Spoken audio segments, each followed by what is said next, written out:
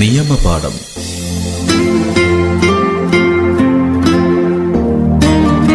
തയ്യാറാക്കി അവതരിപ്പിക്കുന്നത് advocate CR Ajaykumar.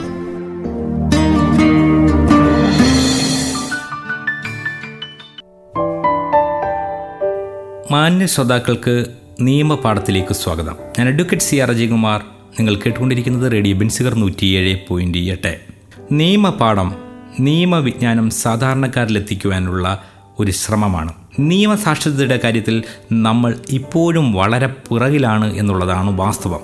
നിയമത്തിൻ്റെ സാങ്കേതിക പ്രശ്നങ്ങൾ, നൂലാമാലകൾ, നടപടിക്രമങ്ങൾ, ഇതിനെക്കുറിച്ചൊക്കെ നമ്മളിന്ന് വളരെ അവ്യക്തമായ കാഴ്ചപ്പാടുകൾ മാത്രമുള്ളവരാണ്. കുറച്ച് നാളുകൾക്ക് മുമ്പ് വരെ നമ്മുടെ ഈ കോടതിയിൽ വ്യവഹാരികളുണ്ടായിരിക്കുന്നു. കോർട്ട് ബേഡ്സ് എന്നാണ് അവരെ പറയുന്നത്. നിയമത്തെ സംബന്ധിച്ച് വളരെ വ്യക്തമായ കാഴ്ചപ്പാടുകളുള്ള ആളുകളായിരുന്നു ഈ കോർട്ട് ബേഡ്സ് അഥവാ കോടതി വ്യവഹാരികൾ. ഇത് സ്ഥിരമായി ഏതെങ്കിലുമൊക്കെ കേസുകളുമായി വരികയും കോടതിയുടെ വിലയേറിയ സമയം പോലും ചിലപ്പം ബുദ്ധിമുട്ടിക്കുകയും ചെയ്യുന്ന ആളുകളായിരുന്നു കോർട്ട് ബേഡ്സ്. കോർട്ട് ബേഡ്സിനെ കുറിച്ച് അങ്ങനെ ഒരു പോസിറ്റീവായ അഭിപ്രായമൊന്നും കോടതികൾക്കില്ല. പക്ഷേ ഇന്ന് കോർട്ട് ബേഡ്സിൻ്റെ എണ്ണം വളരെ കുറവാണ്. കാരണം നിയമത്തെക്കുറിച്ച് വളരെ കൃത്യമായി നാട്ടുംപുറങ്ങളിലിരുന്ന് കാര്യങ്ങൾ പറയുന്ന ചില കോർട്ട് ബേഡ്സുകളെങ്കിലും ഇന്ന് വംശനാശം സംഭവിച്ചു പോയി എന്നുള്ളതാണ് വാസ്തവം. ഓരോരുത്തരും സ്പെഷ്യലൈസേഷൻ്റെ പുറകിന് പോവുകയാണ്.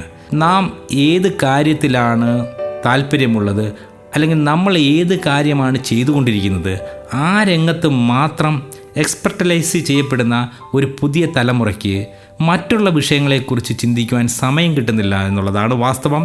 അതുകൊണ്ട് തന്നെ നിയമപരമായ ഒരു വിഷയത്തെ ഒരാൾക്ക് നേരിടേണ്ടി വരുമ്പോൾ അയാൾ നേരെ ഒരു അഭിഭാഷകനെ സമീപിക്കുകയും അദ്ദേഹം പറയുന്നത് കേട്ട് അതേ രീതിയിൽ ചെയ്യുകയുമാണ് ചെയ്യുന്നത്. അങ്ങനെ തന്നെ ചെയ്യണം എന്നുള്ളത് തന്നെയാണെങ്കിലും നിയമത്തെക്കുറിച്ച് നമുക്ക് പൊതുവായിട്ടുള്ള ബോധം ഉണ്ടായിരിക്കേണ്ടതാണ്. നമ്മുടെ ഭരണഘടന പോലും നിയമസാക്ഷരതയെക്കുറിച്ച് വളരെ കൃത്യമായി പറയുന്നുണ്ട്. അതുകൊണ്ട് തന്നെ ഇത്തരം വിഷയങ്ങൾ റേഡിയോ ബെൻസിഗർ നിങ്ങളുടെ മുന്നിൽ ചെറിയ സംഭവങ്ങളായിട്ട് എത്തിക്കുകയാണ്. ഇവിടെ ജോർജ് എന്ന വ്യക്തിയെക്കുറിച്ചാണ് നമ്മൾ സംസാരിക്കാൻ പോകുന്നത്. ജോർജ് വളരെ സമാധാനപൂർവമായ ജീവിതം നയിക്കുന്ന വളരെ മര്യാദക്കാരനായ ഒരു മനുഷ്യനാണ്. ഇദ്ദേഹത്തിൻ്റെ ഇതേ വീട്ടഡ്രസ്സിൽ തന്നെ മറ്റൊരു ജോണുണ്ട്. ആ ജോണാകട്ടെ വളരെ കുഴപ്പം പിടിച്ച നിരവധി ഗുണ്ട കേസുകളിൽ പ്രതിയായിട്ടുള്ള ജോണാണ്. അപ്പോൾ കോടതി ഒരു വാറണ്ട് പുറപ്പെടുവിപ്പിക്കുകയാണ്. ആർക്കെതിരായിട്ടാണ് വാറണ്ട് പുറപ്പെടുവിക്കുന്നത്? നമ്മളുടെ ജോൺ എന്ന് പറയുന്ന ഗുണ്ടയ്ക്കെതിരായിട്ടാണ് വാറണ്ട് പുറപ്പെടുവിക്കുന്നത്. വാറണ്ടിൽ പറയുന്നത് എത്രയും പെട്ടെന്ന് അയാളെ അറസ്റ്റ് ചെയ്ത് കോടതിയുടെ മുമ്പിൽ ഹാജരാക്കണം. അങ്ങനെ ഉത്തരവാദപ്പെട്ട പോലീസ് ഉദ്യോഗസ്ഥൻ ഗുണ്ടയായിട്ടുള്ള ജോണിനെ അറസ്റ്റ് ചെയ്യുവാനായി പുറപ്പെടുന്നു. അപ്പോൾ ഈ വീട്ടിൻ്റെ അഡ്രസ്സ് നോക്കിയപ്പോഴാണ് ഇതേ പേരിൽ മറ്റൊരു വീട് അഡ്രസ്സ് ഉണ്ടെന്ന് പോലീസ് ഉദ്യോഗസ്ഥന് മനസ്സിലാവുകയും എന്നാൽ ഇദ്ദേഹം വേണ്ടത്ര ശുഷ്കാന്തി കാണിക്കാതെ ഈ ജോൺ ആണ് എന്ന് കരുതി ഈ ജോർജ് എന്ന് പറയുന്ന സാധുവായ മനുഷ്യനെ അറസ്റ്റ് ചെയ്ത് കോടതിയിൽ കൊണ്ടുവന്ന് കോടതിയിൽ റിമാൻഡ് ചെയ്യുകയും ചെയ്തു.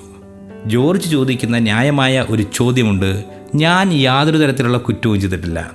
ഞാൻ വളരെ മര്യാദക്കാരനായിരുന്നു. മറ്റൊരാൾ ചെയ്ത ഒരു കുറ്റത്തിൻ്റെ പേരിൽ ഞാനിപ്പോൾ ജയിലിൽ പെട്ടിരിക്കുകയാണ്. ഇതിന് കാരണക്കാരനായ ആൾ എന്ന് പറയുന്നത് എന്നെ അറസ്റ്റ് ചെയ്തു കൊണ്ടുപോയ ആളാണ്. എന്നെ അറസ്റ്റ് ചെയ്തു കൊണ്ടുപോയ ആൾ പോലീസ് ഉദ്യോഗസ്ഥൻ ശിക്ഷ നേരിടേണ്ട ആളാണ്.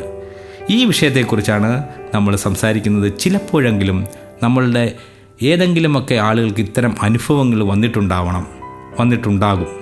ഇത്തരമൊരു വിഷയം നമുക്ക് പരിശോധിക്കേണ്ടുന്നത് ഏറ്റവും ആവശ്യമായ ഒരു സംഗതിയാണ്. ഒരു ചെറിയ ഇടവേളയ്ക്ക് ശേഷം നമുക്ക് ഈ വിഷയത്തിലേക്ക് മടങ്ങി വരാം.